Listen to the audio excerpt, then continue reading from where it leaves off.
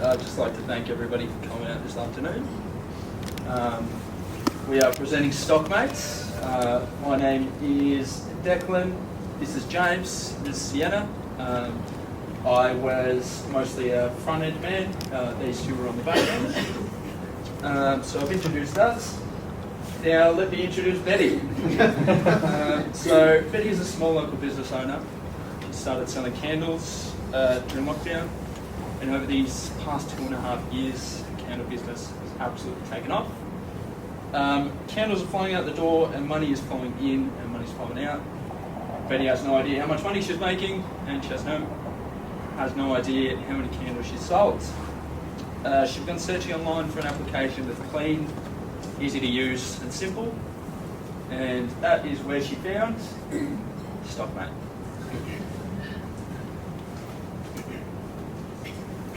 So what does StockMate bring to Betty? With StockMate, Betty gonna be provided with unlimited inventory, where she's gonna have the ability to add all the product that she's currently have. She's gonna be able to update the current product that's already in the inventory, and she's gonna also be able to delete the product that she doesn't want to sell anymore, or archive that product because she don't want to sell. She's able to easily manage her sales, which is select the stock which she's already have, and give us the quantity sold, and StockMate will take care of it. And with StockMate, Betty will also be able to receive report on the profits that she made over the sales. With StockMate, she's also be able to give a private account where all of her information as well as her stocks and sales be able to keep, and only her be able to access, and it's private. So let's see how Betty go with StockMate after she decides to go. So when she arrived at our website, she's gonna be greeted by our login page. At the top left-hand side, you're gonna be able to see our logo over there. Because Betty haven't been with us before, so obviously she doesn't have an account here. So she's gonna have to click on that button. It's gonna take her to the registration page, where it will require her to enter all her information, such as her email address, her password, and will be prompted to re-enter her password again, just to be sure that it's the password that she wanted, and also ask her first and second name. After she click on the register, she's gonna have an account ready to go. So she's go back to her login site and use the information that she just provided earlier to log in.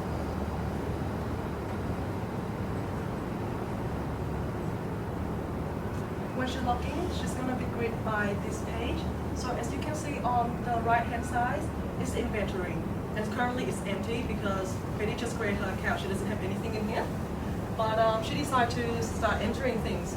And as soon as she enter all the details, such as name, the initial cost, the retail price, and descriptions, and add item, immediately it's going to be put onto the inventory, and you're going to be able to see on the right-hand side. So Betty have a few products there, so let's just give her some time so she can enter everything in.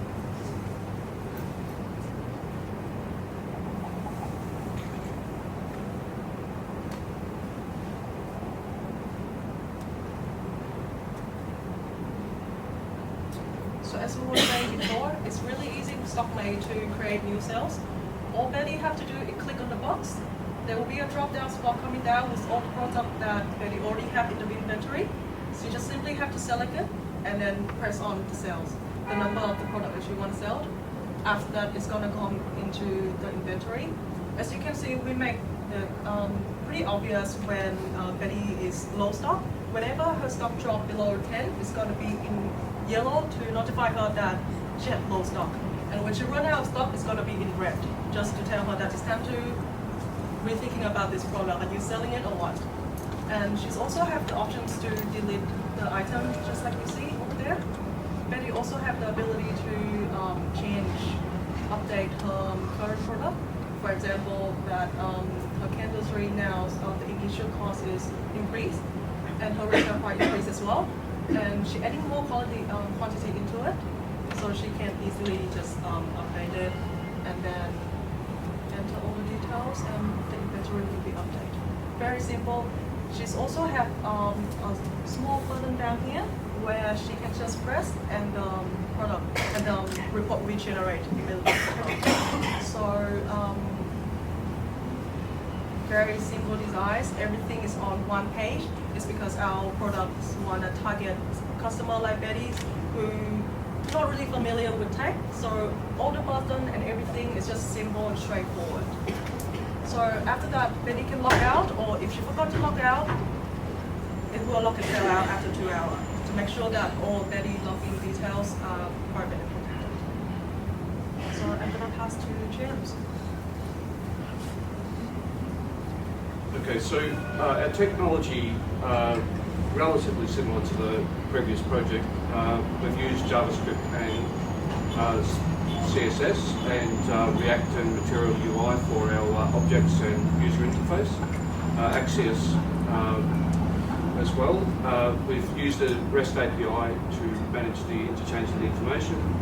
Our backend is written in Python using SQL Alchemy as our mapper to our SQL database, and we've used Flask for our application server and JWT to create the tokens for keeping the information to the individual users. Probably won't need to go too much into detail on that. We did obviously have a lot of opportunity to go a lot further than what we ended up going with this. We could have created an entire accounting package, of course. So we would like to have had more reporting options and a bigger set of reporting. I would have liked to look at, for instance, our stock covers and things, some various accounting methods to manage stock, but it was too big an ambition, I guess, is the best way of saying it. We didn't have enough time to create all the reporting.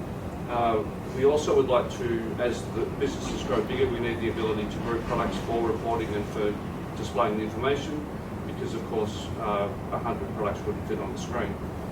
And we would also like to have worked on transferring the product to mobile phones and other display objects, and also to send notifications to the various user accounts. So, there we go. I'll come in and talk about some of the challenges we had as well. So, first challenge we had was just our minimum viable product was a little bit too ambitious. Originally, we started off with a lot of fun ideas and a lot of fun features that we thought would be awesome to implement, but we made the mistake of thinking that they were vital to our project when they were not.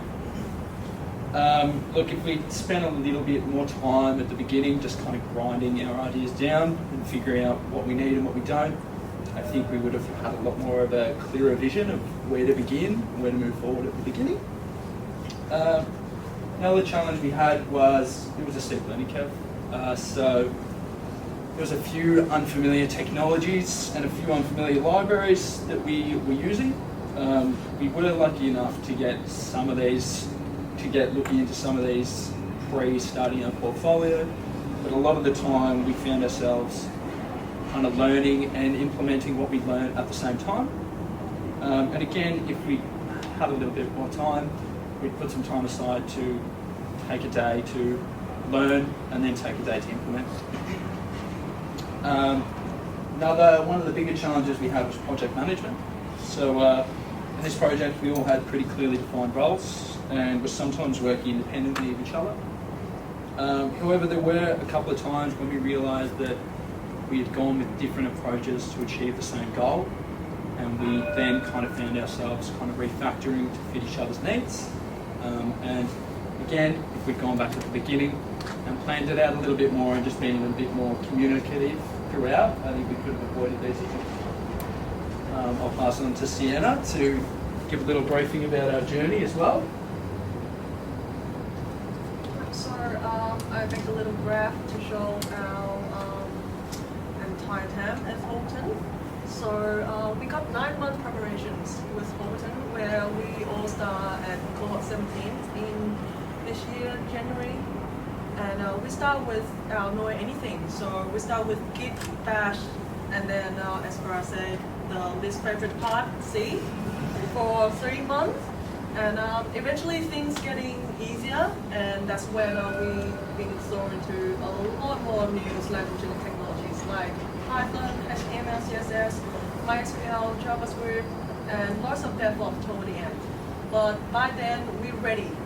So for the last 1 month, at the start of September, we get a chance to research our idea early, so we can have a thought of what we want. And then after that, we got our idea approved, and we start working on our MVP plan, and then we divide the workload, we decide who's going to work on what. And then when we reach to October is when we start coding while we learn the new techs as we go. And at the end of the 3rd week, we're able to connect the front and the back end together. And that's when we realized that because we were working independently for a good while, there's a lot of things that didn't really work. So we need to spend the next week to debug, fix everything, make everything neat and working. But still then, we still have a bit more time. So we're working beyond that, and we publish our project. And yes, it brings us to today, demo day. We're really proud of where we've been for the last 9 months and got to here. So thank you everyone for coming and being here today. We want a special thanks to Jonathan, to Jed, to Emmanuel, and our mentor Sean and Corey, and of course the rest of our C17 cohort. We wouldn't be here without you. And thank you to all our sponsors, to Holberton Australia, to RCV and Greece.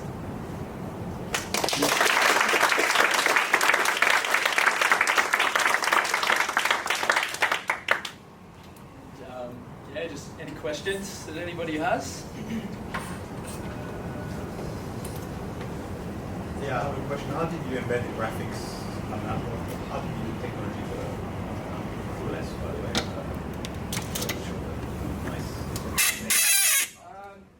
Well, all the front end stuff was done via React and Visual UI mostly. Those little charts you saw at the end were actually another third-party library. I think it was called Recharts at the end. But yeah, that was all implemented, just following the docs. And yeah, just again, Kiara touched on it a little bit towards the end.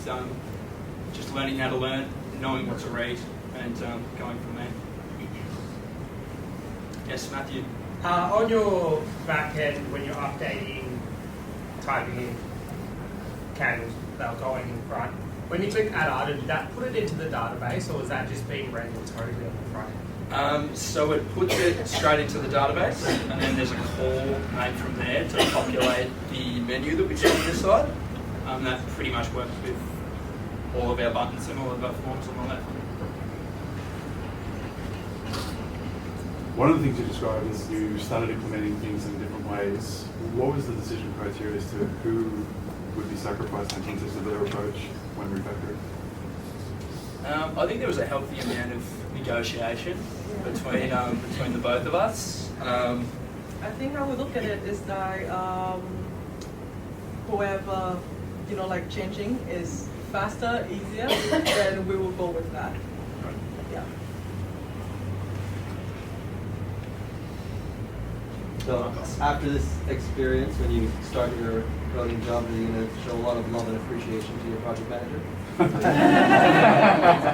Yeah, well, I think we finally all know how hard it is. So yeah, I'll definitely be showing him a bit of love, I think. Chloe, I think you had a question. This is the last one, then we'll change over Sure.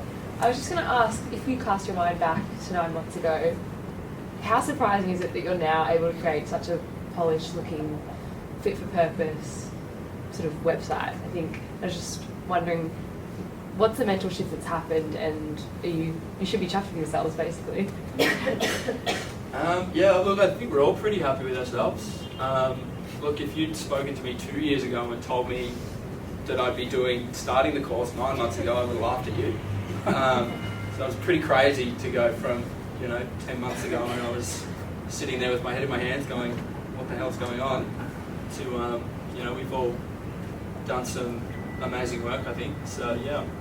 From my perspective, I did computer science, finishing in 1986, and there was no internet then. Wow. So